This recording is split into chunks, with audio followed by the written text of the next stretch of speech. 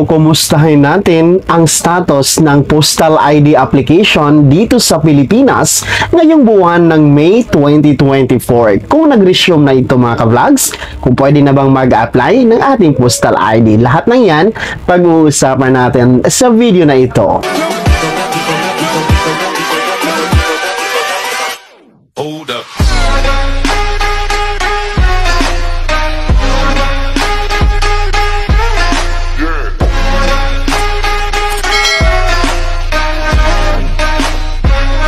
Hello mga ka-vlogs, saan ka mang dako sa mundo, welcome dito sa aking YouTube channel. And kung bago ka pa lang dito at nice mo ang mga informative content na narito sa aking channel, ay maaari nyo pong i-click ang ating subscribe button pagkatapos mong panoorin ang video na to, and maaari ka pong maging miyembro dito sa aking channel sa pamamagitan ng pag-click ng join button. Mamili ka ng mga perks na nais mo mga ka-vlogs. Hello po sa lahat at kumusta po kayo mga ka-vlogs? Sa mga nag-aabang po dito sa pagbabalik o pag-resume ng Philippine Postal ID ngayon mga ka-vlogs, May 3, 2024. So May na tayo ng taong 2024 at nasa almost 1 year and kalahati na nga po no, nasuspendido itong ating Postal ID. So minabuti ko pong sadyain ang post office, particular dito sa Davao City, para kumustahin at alamin kung bumalik na ba, no? Kung nag-resume na ba itong Postal ID application, no? Do dito tayo nag-follow up sa Post Office Davao, pero nationwide naman ito mga ka-vlogs, no? Dahil ang Post Office ay centralized naman po ito. Ibig sabihin ng centralized ay connected po sa main office, no? Kung halimbawa ay suspended dito sa Davao City, ibig sabihin ay lahat po ng branches nationwide ay suspended po mga ka-vlogs. So marami talaga ang nag-aantay kailan babalik itong Postal ID application, dahil isa po ito sa kinikilalang primary valid ID dito sa Pilipinas mga ka-vlogs. Well, in fact, no, sa lahat ng valid ID na kailangan pong kunin ng isang Filipino, ay itong Postal ID ang pinakamabilis, pinakamadali na valid ID mga ka-vlogs, no? At ito nga ay merong validity na 5 years. So ngayon 5 years na po ang validity nitong Postal ID, and mabilis lang talaga itong kunin at napakasimple lang ng mga requirements, dahil kailangan lang po ng barangay certification, no? Isang valid ID or birth certificate, yun lang po, no?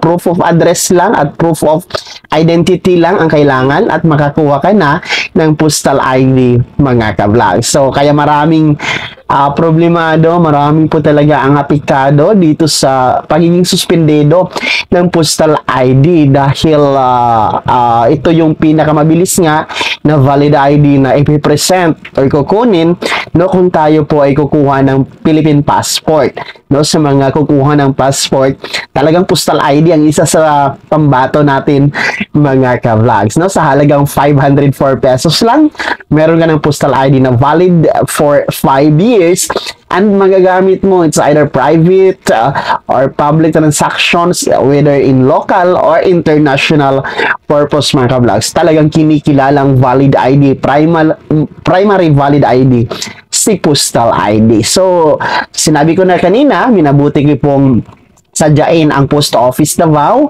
no?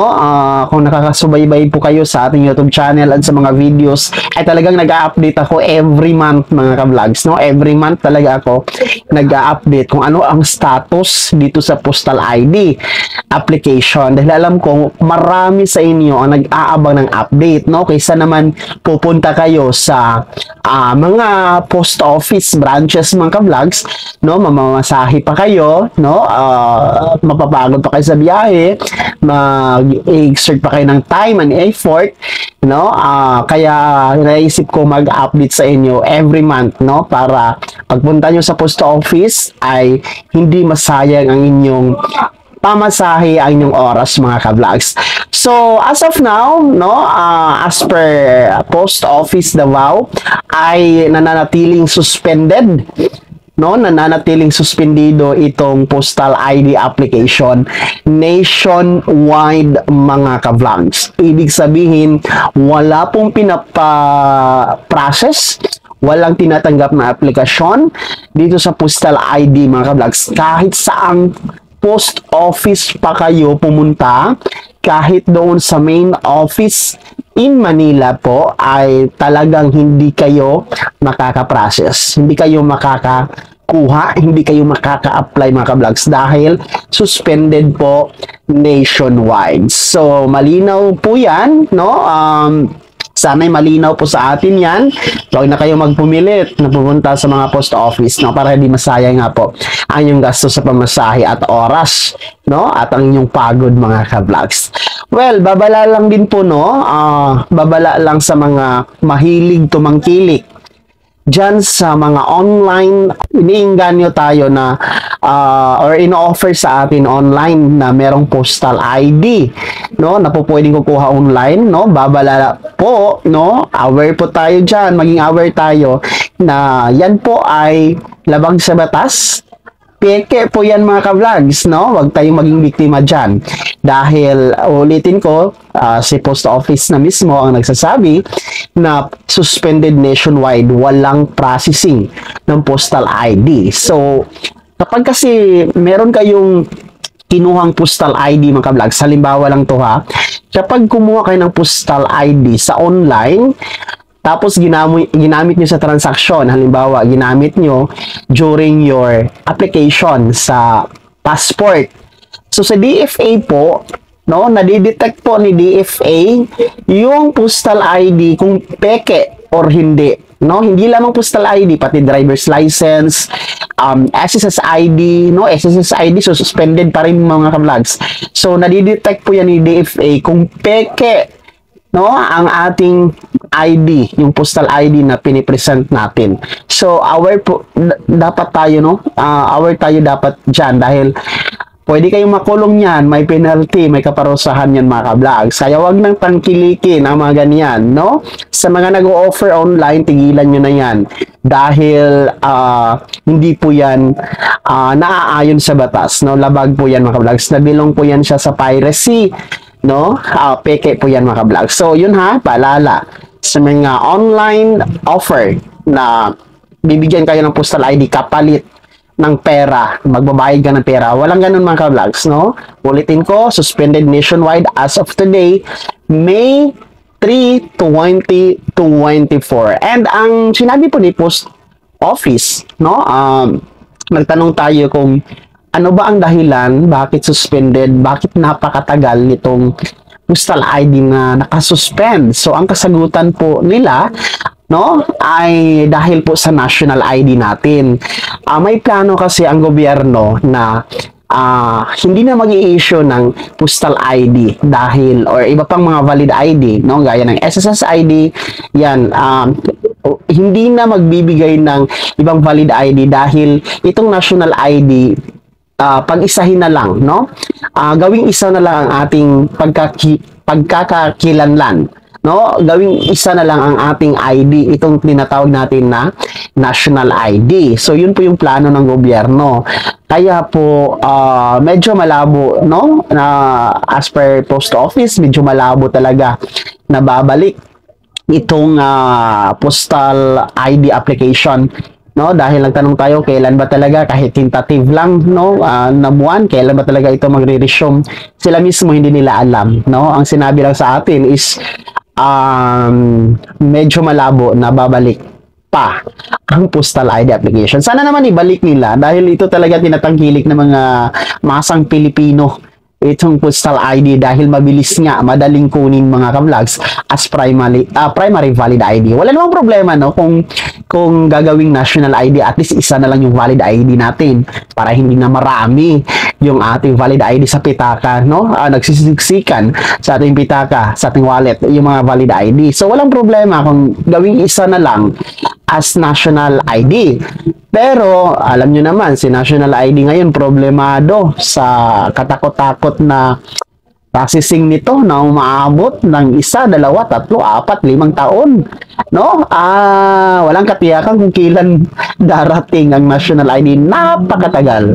Yung akin nga, dumating 4 years. No, insaktong 4 years bago dumating ang aking national ID. Talagang mahirap, no? Kung kukuha ka ng passport dahil gusto mong mag-abroad, magtatrabaho ka sa Taiwan, magtatrabaho ka sa ibang bansa, kailangan mo ng national ID, hindi ka talaga makakalipad agad-agad dahil kailangan yun, no?